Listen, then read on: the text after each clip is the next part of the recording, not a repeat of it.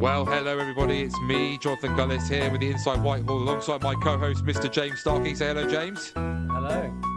Well, what a week it has been yet again. Obviously, James back from sweet Paris to join us again here on the pod. And what a lot has been going on. We had, and we'll briefly touch on it, a quite big U-turn by the government. I think we're on number 14, 15 or 16, depending on which newspaper you choose to read, when it comes to Keir Starmer and the local government elections. But before we get to that, we have had, I think, a big week from Reform UK, and I'm sure that many of you who tune in would be keen to hear my view as a Reform UK member and also James's view as a Conservative Party member and where we think this lies. Because ultimately, James, we've had now the unveiling of the Shadow Cabinet. For those who don't know, Robert Jenrick is now the Shadow Chancellor, Zia Youssef, the Shadow Home Secretary, Richard Tice, the Shadow Business, Trade and Energy, in what is some sort of super ministry, which will also contain housing and planning. Housing and planning, and then Suella Braverman in charge of skills and education. And then was followed up yesterday, as we record this on the 19th of February, by Mr. Robert Jenrick giving a speech which I think it's fair to say felt very much like a decision has been made by Reform UK to pivot, as it were, right on the economy and park its tanks on the Conservative Party lawn, essentially has declared both on the economy and on social issues a all-out war for control of the centre-right with the Conservatives. So, James, go on. First of all, with the Shadow Cabinet announcements, as it's dubbed, what's your take from what you've seen? Well, first thing I should say is there was a bit of discussion around the use of the title Shadow Home Secretary, Shadow this. So what we should say is, for anyone listening, watching who doesn't know, there's Her Majesty's government. So Keir Starmer, as Prime Minister, has to go to the King and appoint a government. That's an official legal role. And Kemi Badenoch, as leader of the Conservative Party, is official leader of the Her Majesty's opposition. They are formal roles within the British Constitution that allow her to call a shadow cabinet. So it's the case that the Lib Dems and Reform don't technically have, in that sense, a shadow cabinet.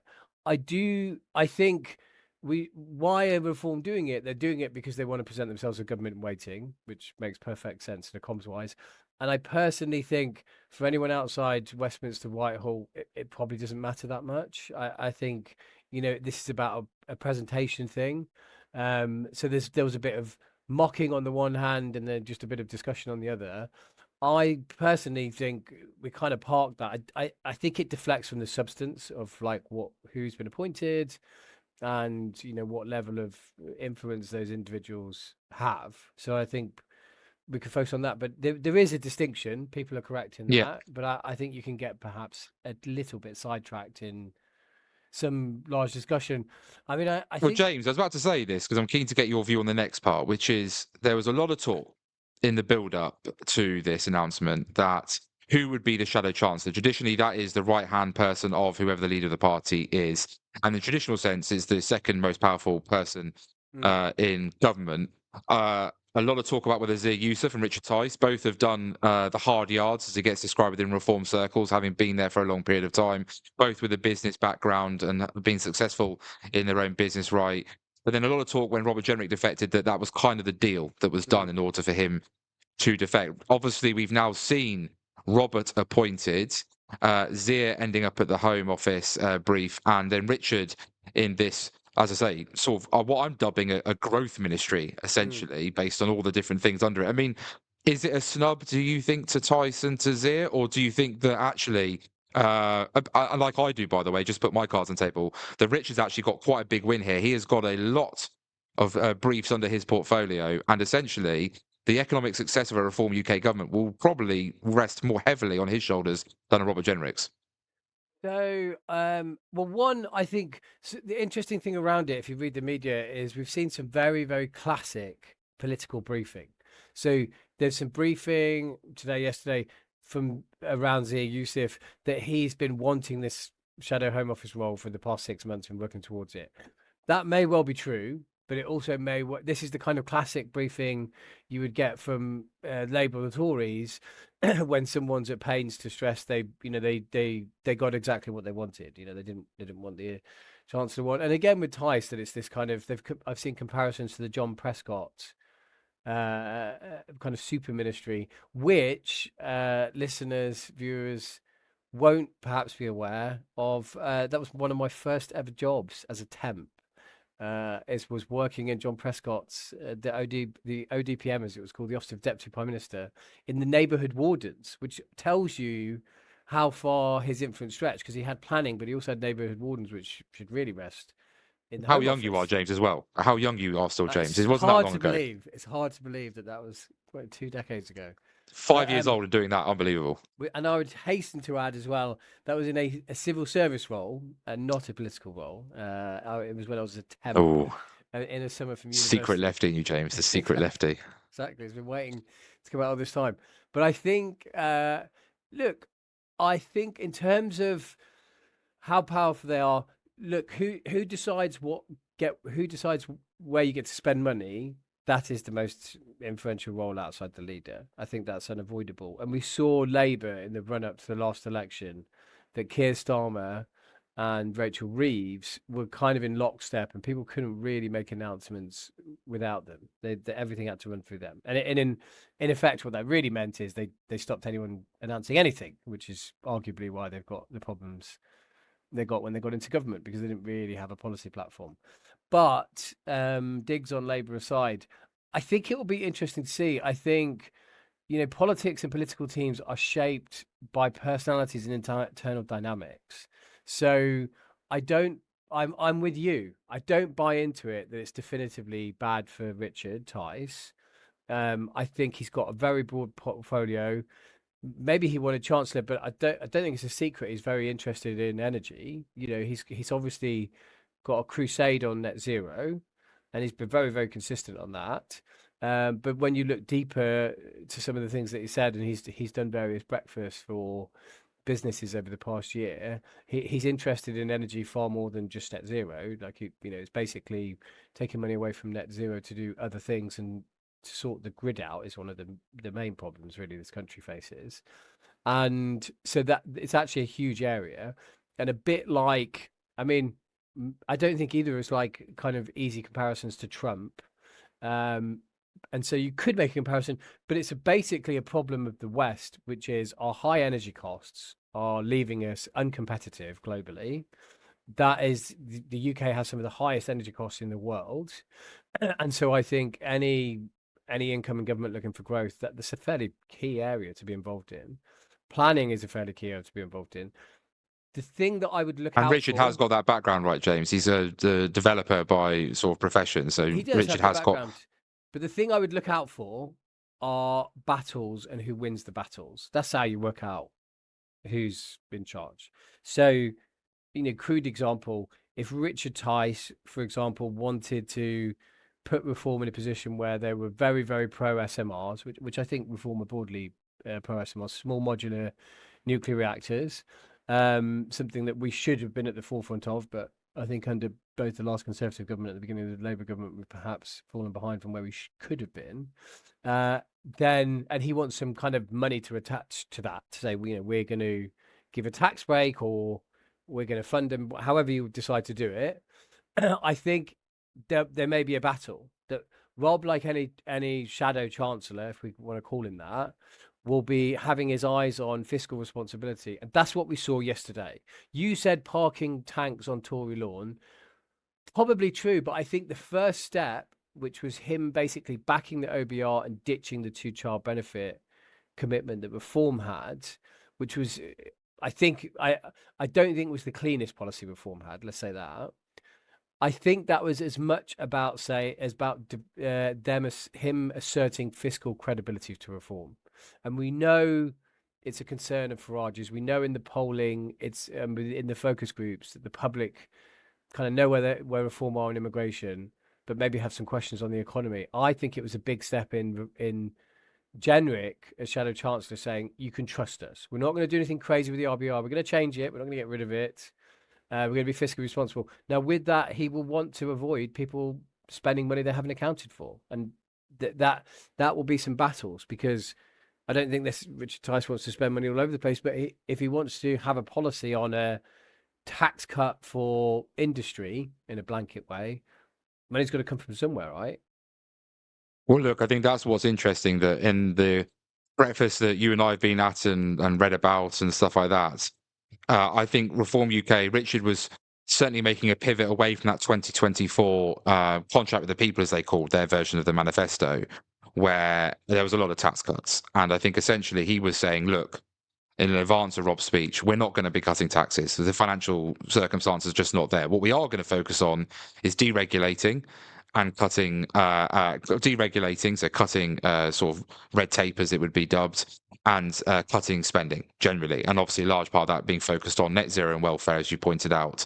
And the idea is that they think that will then inject a good amount of growth into the economy that will then free up the fiscal headroom for those tax cuts to follow. And Rob was on the media round, I think, this morning, where he's reiterated again that if they're ever to announce a tax cut, they will pinpoint where the fiscal headroom for that has to come through. Very similar kind of dynamic to what's been said by Kemi Badenoch and Mel Stride when it comes to Conservative Party policy. And I think that is an interesting pivot. And there's, I think, some quite interesting commentary as well. There's certainly a feeling that was the Shadow Chancellor gig to Rob a smart move in the sense of he was not a Liz Truss backer. He actually supported Rishi Sunak in that 2022 contest, therefore wasn't part of that government and was very openly critical of her even before the last general election. Actually has gone on to say that one of the reasons, he's claiming one of the reasons he left Conservative Party is because they refused to kick. Wait, he left? Did he leave?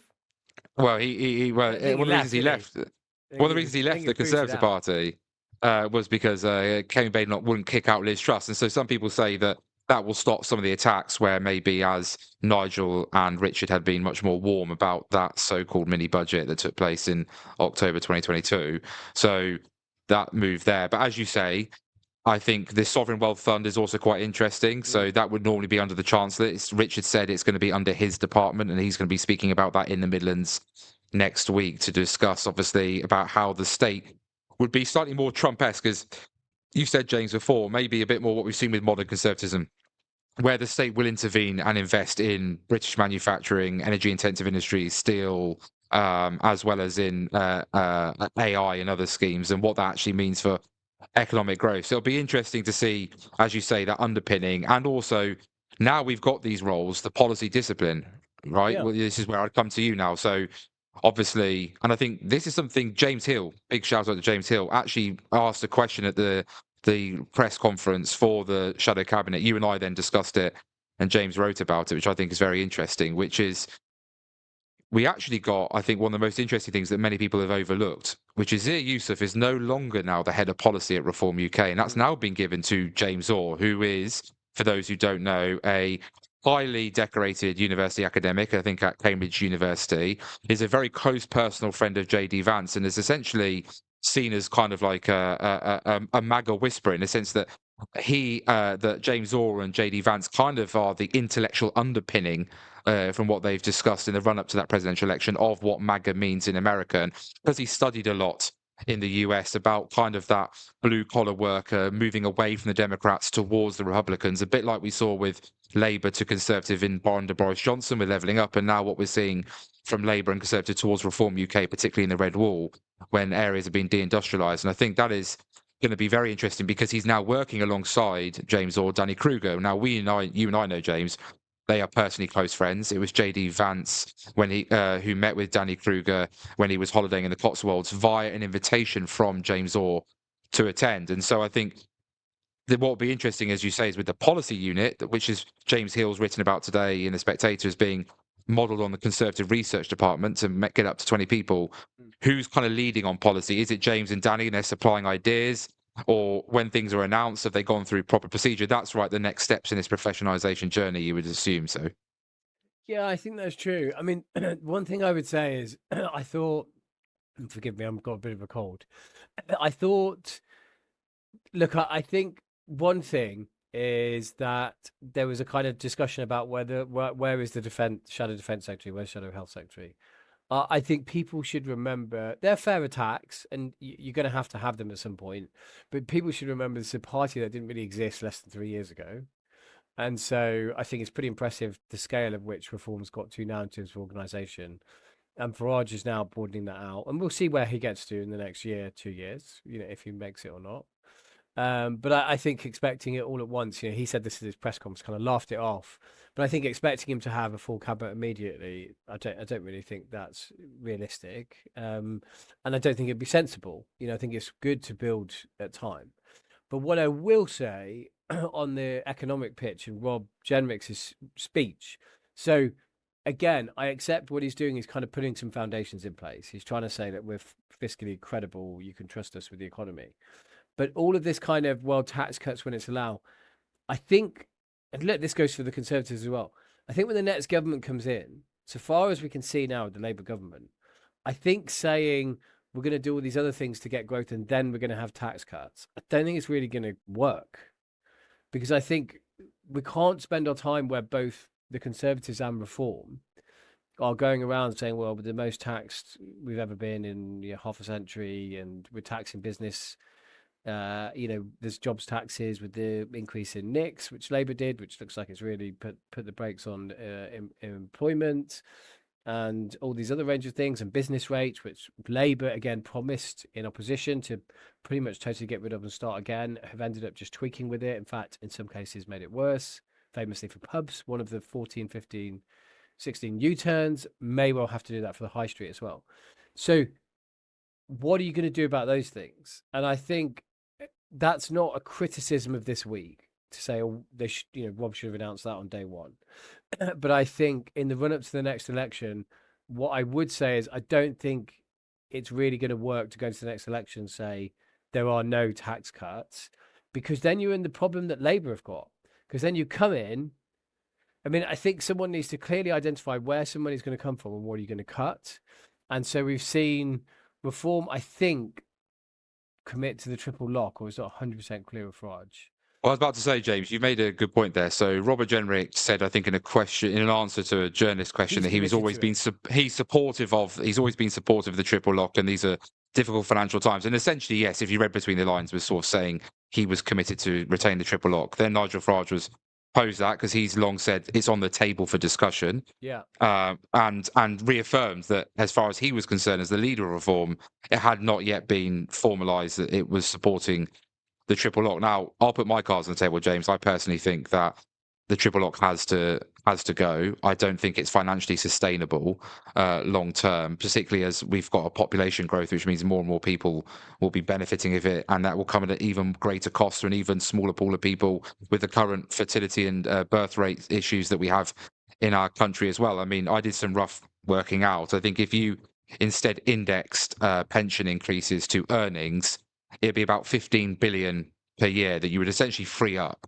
Now, for someone like me, raise the VAT registration threshold, or scrap IR35, or indeed talk about moving potentially, maybe the current 40p tax rate, for example, where people fall into the higher band of tax, which we know traps a lot of middle income earners now in Britain, particularly teachers, nurses, etc., who have been obviously working their profession for 10 to 15 years. And I think that is something that needs to be grasped. And I think both a challenge for the Conservative and Reform, let's be honest, we all know in private they agree is not sustainable. It's about whether anyone's going to be brave enough. Who goes first? So the challenge is who go first.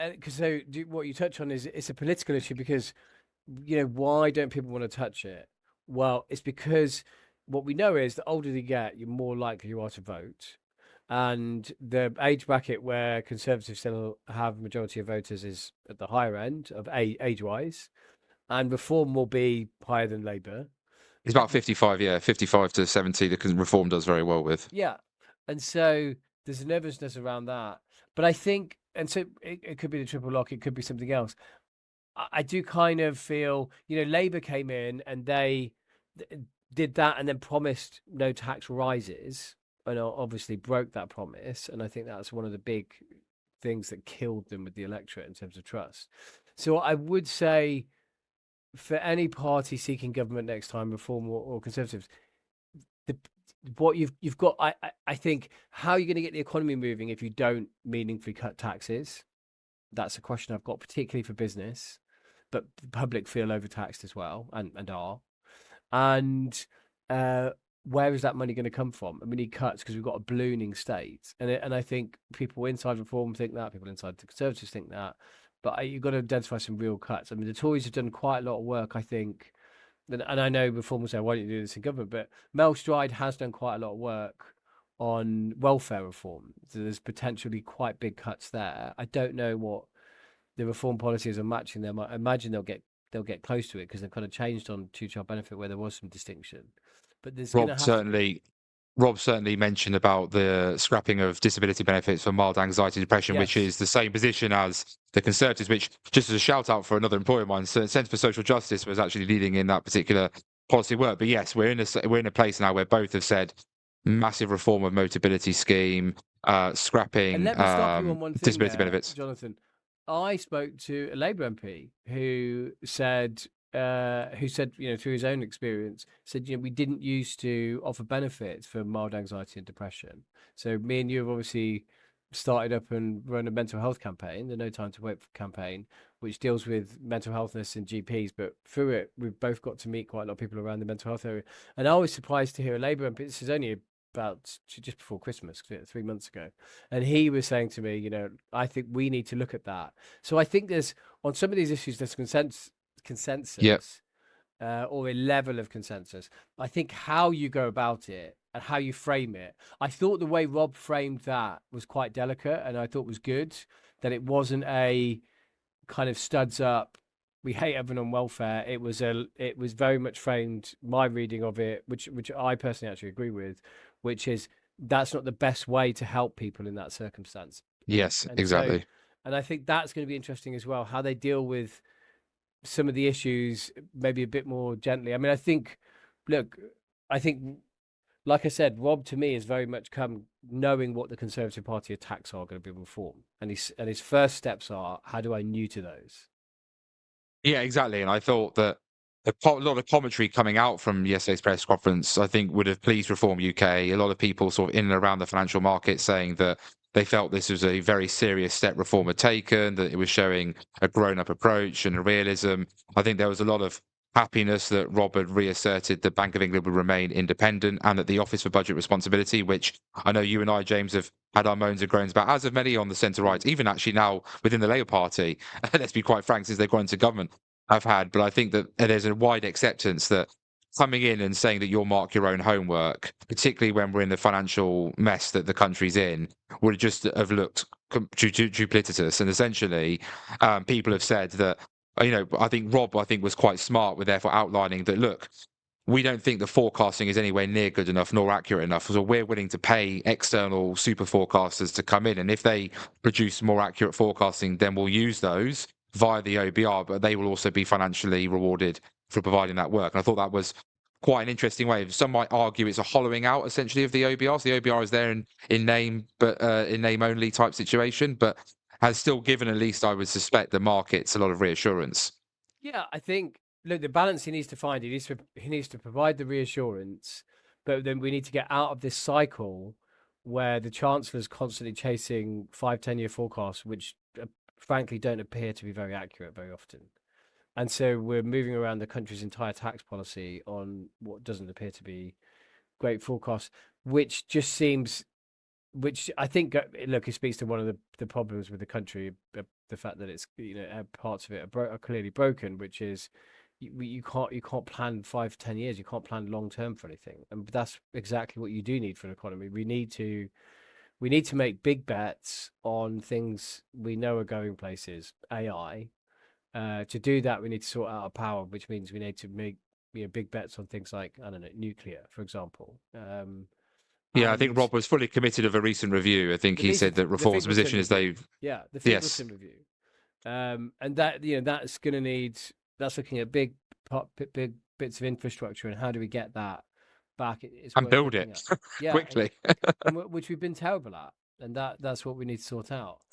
Yeah, So I there was a think, lot, wasn't there, in Rob's speech about the sort of, let's be frank, headline grabbing kind of like a lot of supply side reforms and deregulation. The problem is the markets like hearing it because it's what they want, but at the same time they are like, well, we heard it from the Conservatives, we heard it from Labour in the run up to last election, and whilst there's been tweaks and changes, there hasn't been what they would probably deem significant enough reforms in those areas to really speed up, whether that be the planning system enough or whether that be obviously just getting infrastructure built and But finance I quickly. mean, the interesting thing about Rob's appointment and the speech this week is, so therefore, to me, it seems if you look at what Tice is saying on energy, is not a million miles from what Kemi Badenoch's saying on energy.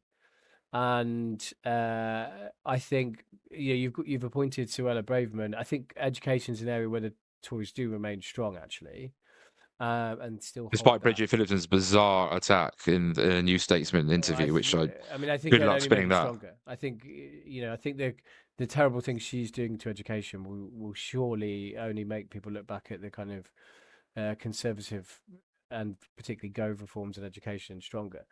But I think the interesting thing is it's back to kind of almost banking on the immigration being the separator, because if you move up your economic plans and they're pretty much the same as the Tories, so if you think to the next election, if the economic plans are pretty much like for like or very similar, then really you're going to come on, I guess, two key areas: trust on the economy. So who do I trust to deliver that? Which is, I guess, to your point, why Farage has put Jenrick, someone who people might not like him. Most of the public don't know who he is, but we'll probably look at him and think, well, he's come from the Conservative Party. He's been a cabinet minister in government. He's probably not going to do anything crazy. That's what you're kind of hoping for. And then, well, we don't trust the Tories in immigration because of the last government, and we do trust Farage because he said the same thing for 20 years. Because it seems there's the direction of travel, looking at where Rob Jenrick is this week, and that's why the triple lock will be interesting. Does seem to be there won't be much between the Reform and Conservative Party economic policies. Well, it is going to be fascinating, and I think as you say, the economy is going to be one thing, and then essentially, and I think that's why whoever comes in to the next government, obviously, surprise James, I'm hoping for a Reform UK led government, but if I'm Reform hoping for a Conservative one. So. if Reform comes in, Richard Tice has got to deliver on the economic growth agenda, and then as you say, on the other side, it's Zia Youssef, who I think many people said, "Oh, we wanted Chancellor," but that Home Office brief is going to be that is going to be the department within the first 100 days easily when it comes to reform in government, because there's about 600,000 legal migrants in this country. Zia Youssef has been very on the front foot. Operation Restoring Justice is a document they've already published publicly at Reform UK for what they would do in terms of deporting illegal migrants. And I suppose I think it's easy to forget that if Reform don't sort of make that the front and center for the first year of a Reform-led government, if that doesn't go right, then regardless of what happens on the economy, it'll kind of overshadow. So you're is in a done, very important done. position. If you don't And I deliver think on that immigration, you're done. You're toast. And so I think Zia's brief is absolutely crucial, because we know. Look, that obviously Conservatives and Reform both have the policy of leave the ECHR. But we know time and time again, politicians have said we're going to do these things and they're quite big and drastic and it's going to lead to all these changes, and it hasn't really.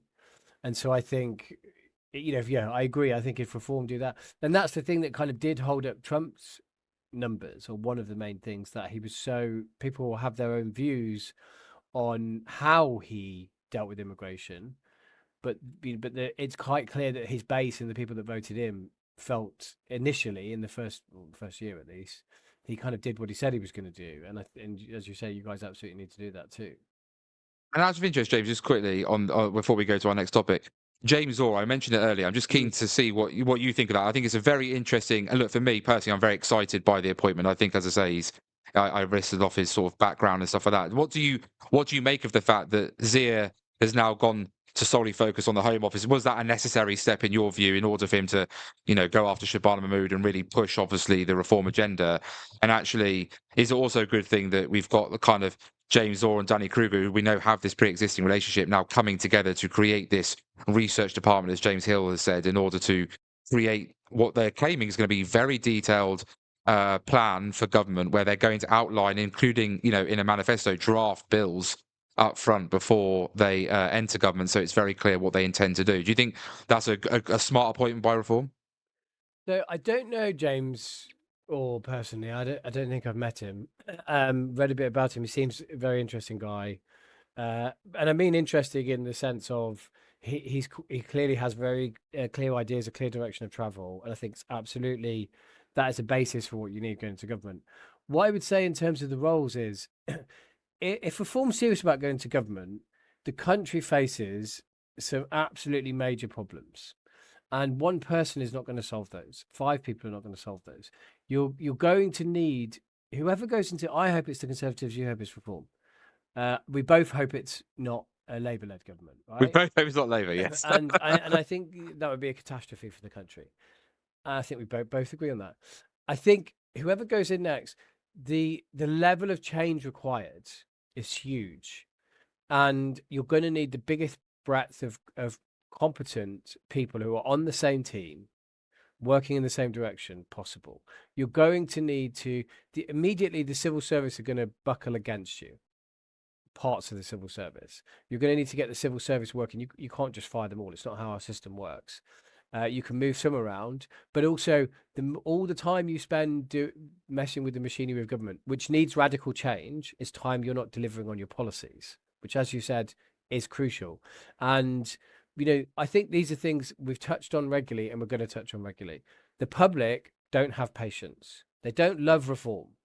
They're turning to reform because they're tired of the major parties and they're willing to give reform a chance. But they're not going to get a longer honeymoon than Labour did, which was weeks probably. You could argue shorter, couldn't you? I mean, even Nigel Farage said at best he's got a year. Yeah, is what Nigel said. Nigel knows he's got a year to really start putting some numbers on the board and delivering. That's tough in itself. But when you think about what that really means, that means a major generational change to how this government works. Because one thing, I wrote a piece that I'll put on my blog. It might be going somewhere else, but it was kind of looking back at some of the things Dominic Cummings said over a decade ago about the broken state, and people kind of would say about Dom, oh, this is what he thinks. He's kind of some mad guy. Well, if you kind of put most of what Dom said in those blogs about government not working properly, people reaching for parts of government and it not delivering.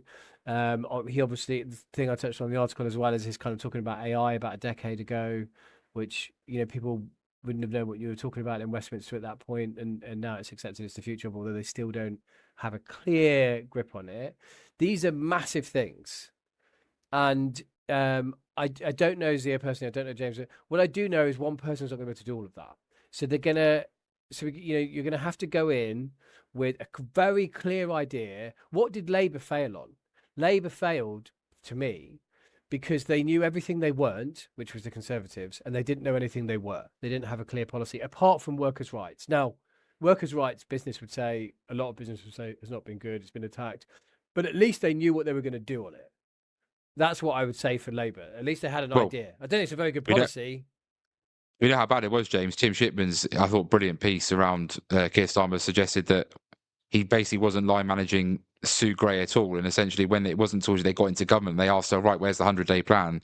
There was nothing there. I mean, which is deeply disturbing. That was itself. That should have been done before you got. You can't be arriving Downing Street. I've done the walk when Boris came in, and you kind of go into Horse Guards and you walk through the back of Downing Street. You can't arrive in there with not a plan. Then Dom Cummings, that was around Brexit, had a very, very clear 6-month year plan. That's how Brexit was delivered, because he knew what he was going to do. Again, you can disagree with the policy, but it was very, very clear. And that reform need to have a clear view on how they're going to restructure Whitehall.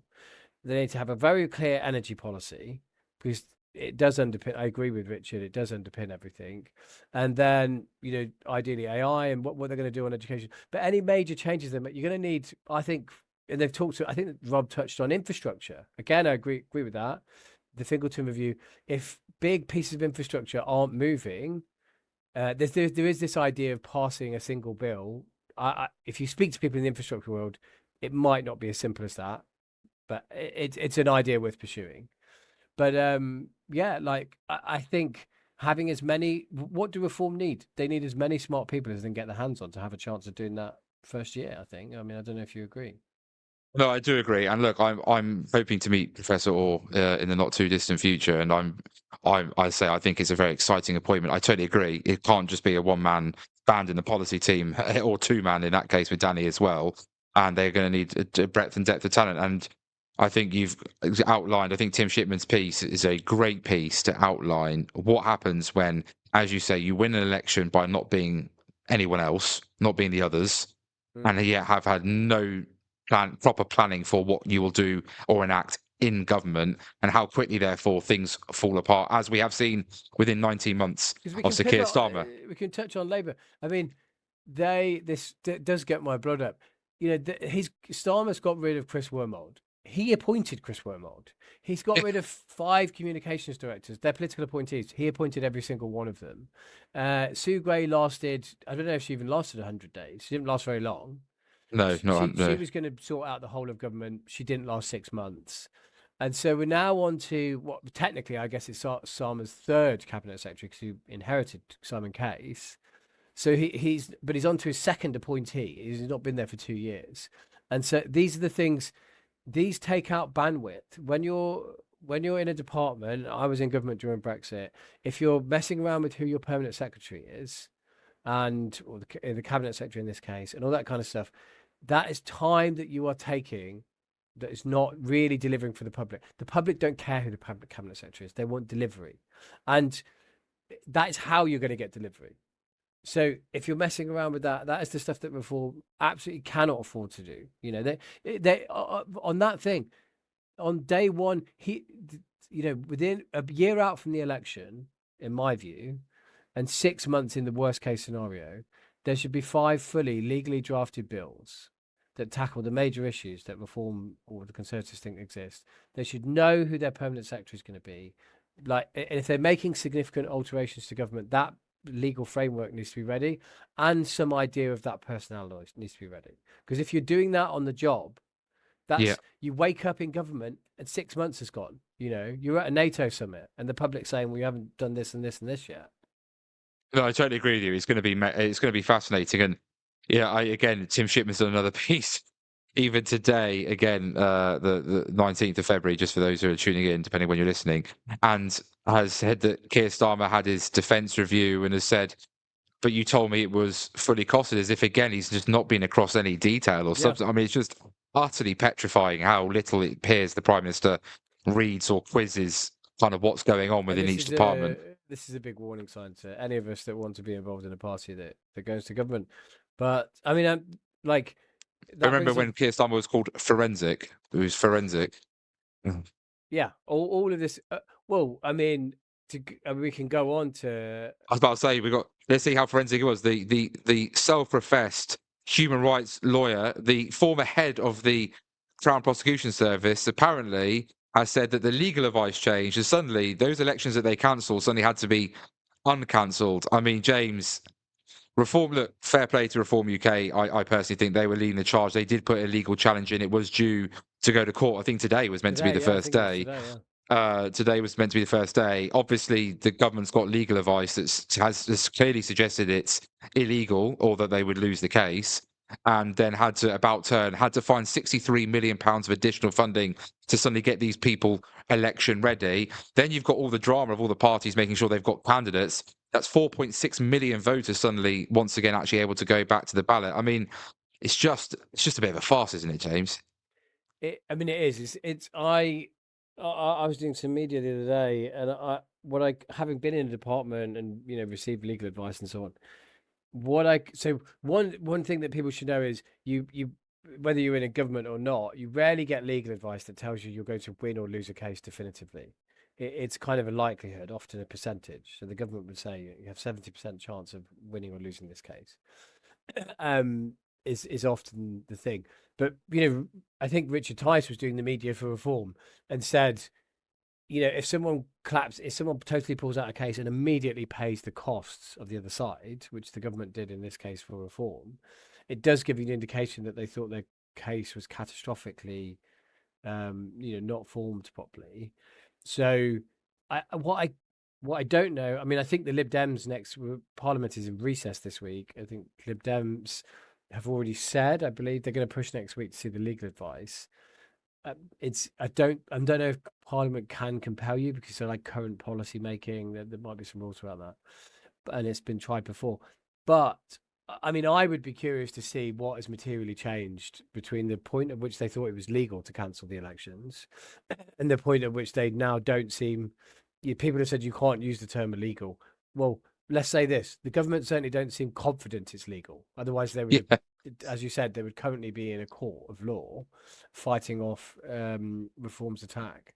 But the thing that I wanted to, I mean, that was more chaos, more U-turns, and I said to you earlier in the week, I've been even surprised that mainstream media outlets that many listeners and viewers will watch now in the news bulletin, not commentators, in the news bulletin will list it as the 15th U-turn as a kind of matter of Yeah. fact, which it may be the case, but to me it really says where Labour are, that news bulletins are highlighting how many U-turns the Prime Minister's made. That's not a very good place to be in, I would suggest. And I was about to say, James, just to back you up there, you're not talking, like you say, about the presenters. You're talking about the newsreaders who normally just come Yes. in very apolitical, very just neutral tone and read Exactly. off literally the key points. The fact that they are now even using those terms, like, suggests that things aren't looking. The media's, what you say, James, given up on this government. Yeah, but the thing that interests me about this as well is on a practical basis. So just when I was on, I think it was a polling expert, and forgive me, I can't remember who it was, but with the locals not far away, what they were saying is incumbency gives you a big advantage. And essentially, for those predominantly Labour councils, some Conservative and I think Lib Dem councils who didn't think they were going to have elections now do, he was saying the two things that piqued my interest that I'm keen for your view on. One, they've totally lost their incumbency or close to. So if you're in particular Reform who are expected to make gains, that playing field is suddenly levelled to a way that gives you an advantage as a challenger, as Reform. But the other thing is the flip side of that is that a lot of these councils aren't up for full election. There's not full council elections. And so it might be the case that we're expecting councils to go turquoise, they don't quite, because not enough of the council is up for Reform to take it. And I was curious your view on both of those Yeah, points. no. So I think John Curtis did some analysis I thought was really interesting. So he said, look, it will be bad for Labour, but in most of these Labour-led councils that sought to cancel them, and to be fair to Keir Starmer, they did ask councils to say if they wanted to cancel them or not. So these, Well, hang on. whilst the government, I've listened to people who've gone on the record on the radio. It seems to be that it was made that they were at very least what you might call lent on by government. I was about to back you up with this. Them. But yeah, I was about to back you up with this. Councils were offered it, but absolutely, I think the Labour leader of Basildon Council has been absolutely scathing yeah. This wasn't in a saying Tory that or a Reform person. this is a Labour leader of a council basically saying, well, I had complete reassurances, blah, blah, blah. I think the same up in Norfolk too. So, and which was a Conservative council. But again, it certainly sounds like the government out their way to basically say, look, we've totally got your back. And we think it's a smart move, local government organisation, blah, blah. But to go back to your point, sorry. So a lot of these councils where Labour sought to cancel them, or Labour controlled, they're only what we call a third up. So literally a third of the councils are up for elections. Some have got half. And in most of those councils, Labour has quite a whopping majority. So it is very unlikely that you'll see outright reform. You may see some going to no overall control, and therefore Reform and the Conservatives coalition in places like Basildon, for example, is much more likely to happen than outright Reform win. However, had it been all out, I think we can suspect in places like Basildon, Reform would have been absolutely gunning for it. Thurrock, however, is all out. Okay. And Thurrock was due to have their cancelled for a second year in a row. So now it was cancelled last year. It's now cancelled again this year. It's going to be very, very interesting indeed what that means and what that does. You think Thurrock will go fully Reform? I think Thurrock can go outright Reform control. Yes, I do believe that. I think that, and then Newcastle under Lyme, where I live, the expectation would be that, which is a Conservative-led council, that should also be a council based on county council elections, it being red wall demographically, etc., with a voter base. So that should also go outright Reform control.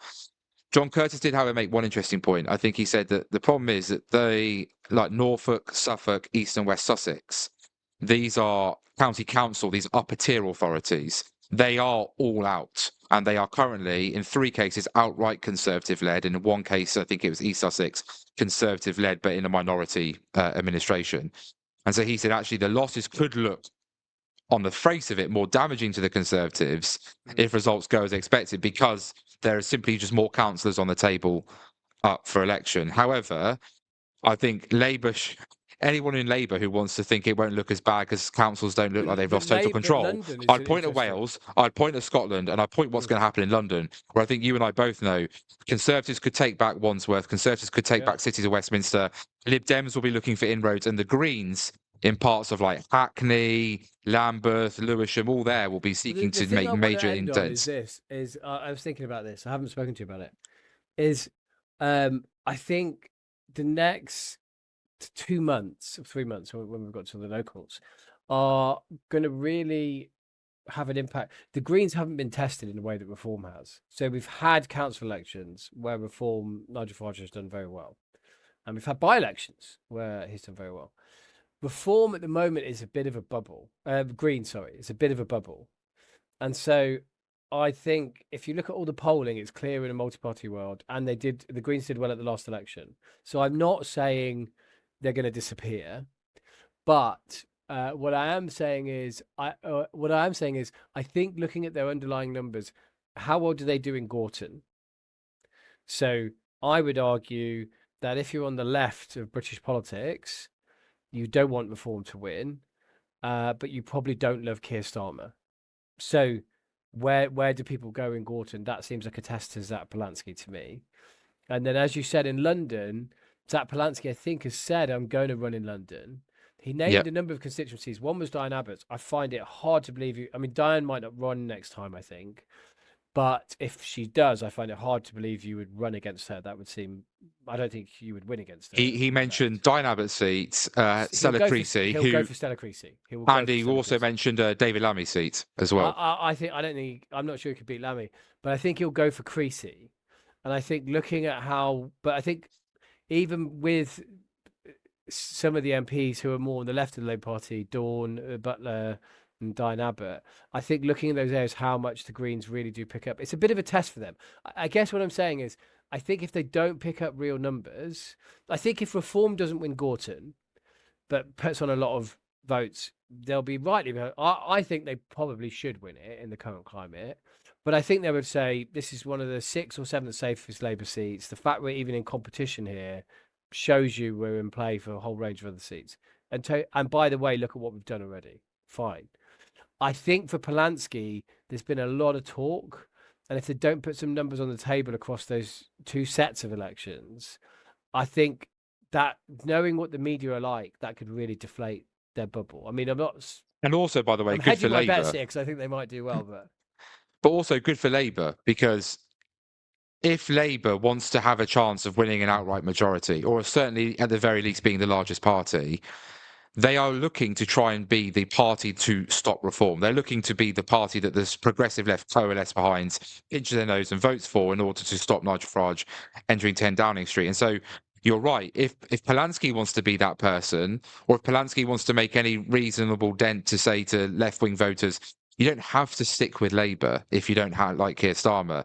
He's got to put on decent numbers. And I think you're right. I think Gorton, if they end up, if it ends up being more of a two-way fight between Labour and Reform and Greens aren't in the race, really, I think that's a serious question mark then. And then, as you say, in parts of London... Maybe worse in Gorton for Greens is if the Greens cost Labour the seat, if they get, I don't know, pick numbers out of the air, if they get a few thousand and Labour lose to Reform by 1,000, Starmer would weapon the Labour. Well, Starmer's probably not going to be there by the end of the year, but whoever's in Labour in their local leaflets will say, "This is what happens when you vote Green. When you vote Green, you get Nigel Farage."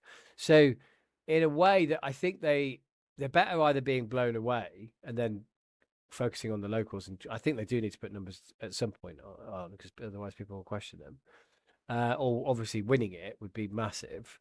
But I think if they just cost Labour Gorton, I think that's the worst of all worlds, because they can't claim to be the guys that take on Farage, but Labour will say, well, this is what they do. You're going to get Farage as Prime Minister, and that could really set a narrative. That's how it could indeed.